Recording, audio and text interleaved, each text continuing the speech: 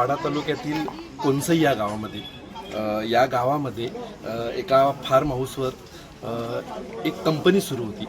ज्या कंपनीमध्ये खरं तर ही कंपनी तिला म्हणावं की एखादा अनधिकृत अड्डा म्हणावा अशी खरी तर परिस्थिती आहे. कारण ही कंपनी कुठलीही अधिकृत अशी कंपनी नव्हती. इथे कुठलाही बोर्ड नाही कंपनीला. आणि या कंपनीमध्ये साधारण 11 वाजेच्या सुमारामध्ये एक भीषण असा स्फोट झाला. या भीषण स्फोटामध्ये भावेश वावरे नावाच्या एका तरुणाचा मृत्यू झाला. तर 4 ते 5 महिला जखमी असल्याची आपल्याला माहिती आहे. त्यांना वाडा येथे रुग्णालयात नेले. ही गोष्ट अत्यंत धक्कादायक यासाठी आहे की इकडे माझ्या मागे जे बघू शकता जो स्फोट झालेला आहे हे सगळे बॉम्ब आहेत. म्हणजे जे सुतळी बॉम्ब आपल्याकडे बनवले जातात हे बॉम्ब बनवण्याची ही कंपनी होती. आणि ज्यासाठी लागणारा जो दारुगोळा असतो त्या बॉम्बमध्ये टाकण्यासाठी त्या दारुगोळ्याचा स्फोट झाला. या ठिकाणी साधारण एक 20 ते 22 कामगार इथे काम करतात. त्याच्यामध्ये हा जो एक कामगार होता भावेश हा बाजूला जात असताना अचानक हा एका शेडमध्ये त्याचा स्फोट झाला. आणि तो इतका भयंकर स्फोट होता की भावेशला जवळपास 100 मीटर अंतरावर फेकलं गेलं. ज्याच्या शरीराचे पूर्ण तुकडे झाले. इतका तो भीषण स्फोट होता. सुदैवाने ही कंपनी जरी अनधिकृत असली तरी सुदैवाने यामध्ये काम करणाऱ्या जवळपास 20 महिला या सध्या सुखरूप आहेत असं म्हणावं लागेल. कारण अगदी काही फुटांच्या अंतरावर या महिला काम करत होत्या आणि काम करत असताना स्फोट झाला. सुदैवानं स्फोट दुसऱ्या बाजूला झाला, महिला दुसऱ्या बाजूला होत्या म्हणून या 20 महिला बचावलेल्या आहेत. परिस्थिती अशी आहे, प्रश्न असा निर्माण होतो की वाडा तालुका हा एकीकडे D+ झोन आहे, इथे असंख्य कंपन्या आहेत आणि दुसरीकडे अशा प्रकारच्या अनधिकृत अशा कंपन्या जर इथे राजरोज सुरू असतील तर इथल्या कायद्या सुव्यवस्थेचं धिंडवडे उडालेलं आहे असं इथल्या लोकांचं म्हणणं आहे. आता आपण पोलीस इथे हजर झालेले आहेत. पुढे याचा तपास होईल की ही कंपनी कोण चालवत होता, याची जागा कोणाची होती, हा सगळा प्रकार कोणाच्या छत्रछायाखाली चालू होता याचा तपास आता होईलच. परंतु सध्या आपण बघितलं तर अत्यंत भयानक अशी घटना आहे, अत्यंत धक्कादायक अशी घटना म्हणावी लागेल.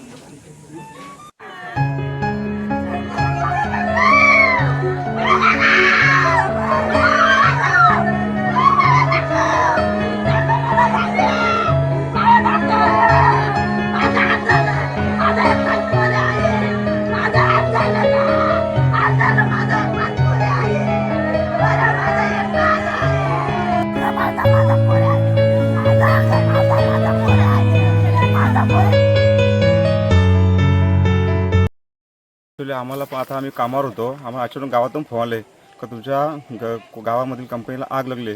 आता इथून आमचं गाव फक्त 500 मीटर आहे जामगरमध्ये. तर आमच्याच गावातला एक मुलगा भावेश वावरे हा इथे कामाला येत होता. बिचारा गरीब एकदम आदिवासी समाजातला मुलगा रोज इथे याचा. पण अचानक आज इथे काहीतरी इथे स्फोटक बनण्याचा कारखाना आहे म्हणजे दारुगोळ्यासारखा. तर त्याचा भयानक तीव्र अतिशय तीव्र एवढा भयानक स्फोट आहे का जो बॉम्ब आला होता त्याच्यापेक्षाही तीव्र स्फोट आहे.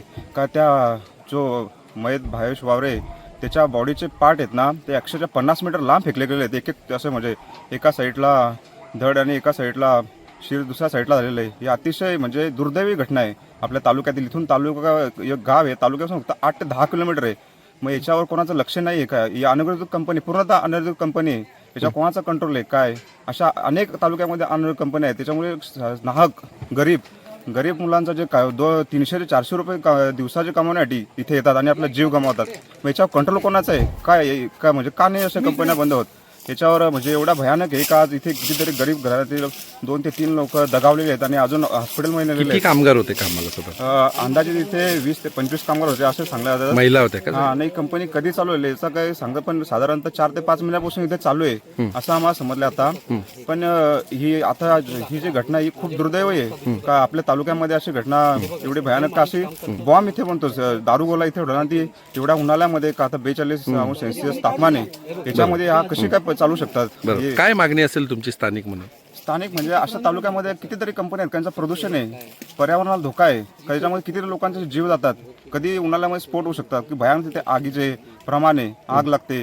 मग त्याच्यासाठी काय अजूनपर्यंत तिथं फायर ब्रिगेडची गाडी आलेली नाही. जवळ घटना घडून आता 2-3 तास झाले. मग तालुक्यापासून फक्त 8 ते 10 किलोमीटर आहे. मग सामान्य जनतांनी जगायचं कसं काय खेडेपाड्यातल्या गावांनी? इथे काय उत्पादन घेतलं जायचं ह्या कारखान्यात? तुम्ही कधीपासून कामाला आहे? मला 3 महिने झाले, 4था महिना चालू आहे. आता काय झालं नेमकं इथे एक्झॅक्ट? आता ती माल बनवता पोऱ्यांना तसं रूम मध्ये तिथंच विस्फोट. म्हणजे माल बनवत म्हणजे कशामध्ये बनवत होते काय? रूम मध्ये बनवायचा म्हणजे टाकीमध्ये तो मिक्स व्हायचा. खाली ठेवून असा वगैरे घ्यायचा आणि त्याच्यात मिक्स करायचा. अच्छा. आणि मग तो आणून तुमच्याकडे दिला जायचा, मग तुम्ही ते कागदामध्ये भरून त्याला हे करायचं. त्यानंतर सुतलपूर लावायचं. आणि किती वाजता हे सगळं झालं सगळे? 11 वाजता झालं. अच्छा. आणि तुम्ही सगळ्या कुठल्या आहेत आजूबाजूच्या याच्यामध्ये? आणि मग कोण याचे मालक वगैरे कोण होते, यायचे का इकडे ते कोण मालक? मालक आले नाही. अच्छा. ज्यावेळेस घटना घडली आम्ही सकाळी 7:30 वाजता आम्ही आले, जमा होतात बाया. तिथून बाया जमा होत्यात 8 वाजेपर्यंत. साधारण किती कामावर किती होत्या म्हणजे? 28 बाया होत्या. 28 बाया होत्या. ओके. आणि तुम्ही या बाजूने होत्या सगळ्या? आम्ही या बाजूने, समोरच्या बाजूने. आणि आता तुमच्यातल्या जखमी किती महिला आहेत? जखमी आहेत आणि एक मुलगा त्या कुठे उभ्या होत्या? त्या आतमध्ये होत्या. ज्या आतमध्ये होत्या त्यांना जास्त धोका झाला. त्यांना जास्त- अच्छा.